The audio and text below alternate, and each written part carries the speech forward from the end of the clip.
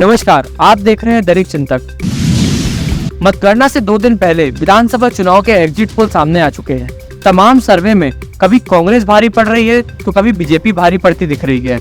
छत्तीसगढ़ की बात करें तो इन एग्जिट पोल का विश्लेषण करते हुए पूर्व मुख्यमंत्री डॉक्टर रमन सिंह ने कहा कि आंकड़े को देखकर लगता है कि बीजेपी 40 से 48 सीटों पर रुकने वाली नहीं है। पूर्व मुख्यमंत्री डॉक्टर रमन सिंह ने मीडिया से चर्चा करते हुए कहा कि छत्तीसगढ़ में कांग्रेस के वोट प्रतिशत में जबरदस्त गिरावट आई है।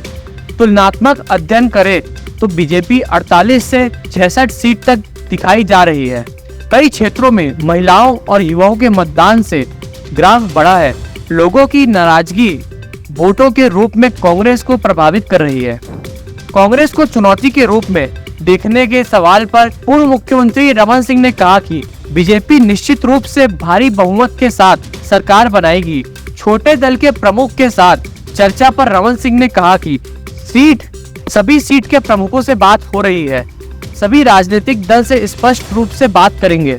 सुनिए आगे क्या कहा। सर, आज छत्तीसगढ़ विधानसभा के एग्जिट पोल के नतीजे आए हैं और जिस बात का अनुमान था कि भारतीय जनता पार्टी इस पूरे चुनाव अभियान में जिन बातों को इंगित किया था वो आज स्पष्ट हो गया।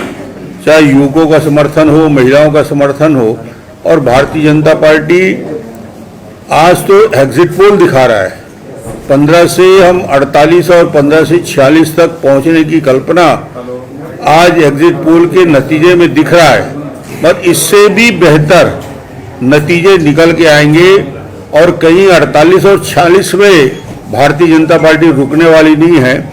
52 से 55 सीट तक भारतीय जनता पार्टी जीत के आएगी। जो गैप दिखाया जा रहा है वो चाहे सरगुजा का हो चाहे बस्तर का हो, उन सीटों को यदि एनालिसिस किया जाए तो उससे बड़ा स्पष्ट होता है कि भारतीय जनता पार्टी और ज़्यादा सीटों में जीतेगी और कहीं न कहीं 52 से 55 सीटों पर भारतीय जनता पार्टी बढ़त लेकर स्पष्ट बहुमत से छत्तीसगढ़ में सरकार बनाने जा रही है। नतीजे का विश्लेषण करने के बाद छत्तीसगढ़ के संदर्भ में एक बात स्पष्ट है कि कांग्रेस और कांग्रेस की वर्तमान स्थिति में जो गिरावट आई है 69 सीट से गिरते गिरते 3-4 एग्जिट पोल ने उनको 40 और 42 तक मिनिमम दिखाया है। इसका मतलब ये है कि जो कांग्रेस और कांग्रेस के वोटों के प्रतिशत में जबरदस्त गिरावट आई है और वो आखिरी 40 और 42 तक जाकर रुक रहा है। दूसरी तरफ तुलनात्मक यदि अध्ययन करें, भारतीय जनता पार्टी की सीट 15 से बढ़ के 48 और 46 तक दिखाया जा रहा है। इसका मतलब है कि भारतीय जनता पार्टी के ग्राफ में तेजी के साथ वोटों के परसेंटेज में भी और जो मतदान हुआ है उसका रुझान भी दिखाता है कि भारतीय जनता पार्टी का जो ग्रोथ है वो बहुत तेजी के साथ छत्तीसगढ़ में हुआ है और ये 48-46 तो दिखा रहा है।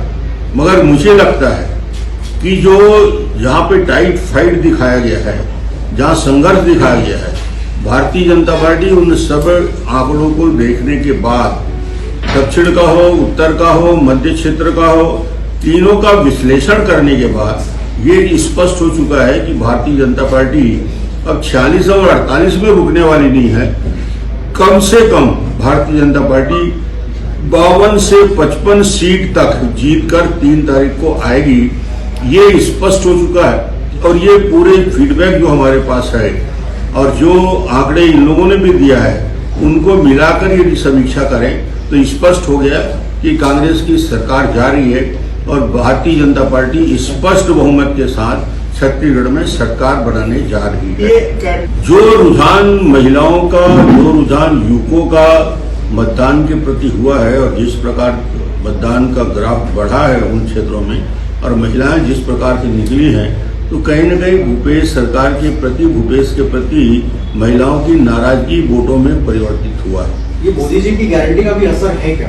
निश्चित रूप से मोदी जी की गारंटी का, घोषणा पत्र का स्पष्ट असर इस चुनाव में आपको देखने को मिलेगा और 3 तारीख के गिनती में भी ये स्पष्ट हो जाएगा। छत्तीसगढ़ के साथ साथ बाकी राज्यों की बात करें तो मध्य प्रदेश और राजस्थान में भी बीजेपी सरकार बनाते हुए नजर आ रही है। निश्चित बात है, राजस्थान में स्पष्ट हो चुका है और मध्य प्रदेश में भी, छत्तीसगढ़, मध्य प्रदेश, राजस्थान, तीनों जगह भारतीय जनता पार्टी सरकार बनाने की स्थिति में।